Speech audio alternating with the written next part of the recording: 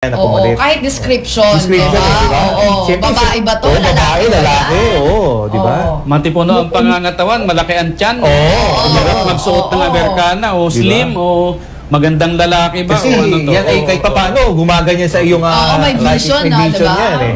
Diba? Sorry, dapat ito ba lang? nananahimik ako na napasagot tuloy ako. Sige Rudy, go ahead. Di ba? Yung lagi tanong eh. Bigay ng clue kung babae o lalaki. Kahit alam ko, basta ito lang yung masasabi ko, itong taong na uupo is maging maayos yung ekonomiya natin, kahit naghihingalo siyang bayaran yung mga utang natin.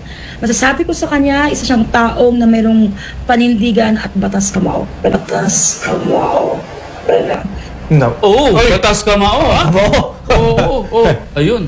Ayun. No, ayaw ko magsabing babae siya o lalaki. Na ayaw Pero, nag-gets mo ba? Pero alam na rin naman niya na, Oo. di ba? Ayaw niya magsabi ng babae o lalaki. Lalaki. Pero siya mismo parang kampante siya na sigurado siya. Oo. O, di ba?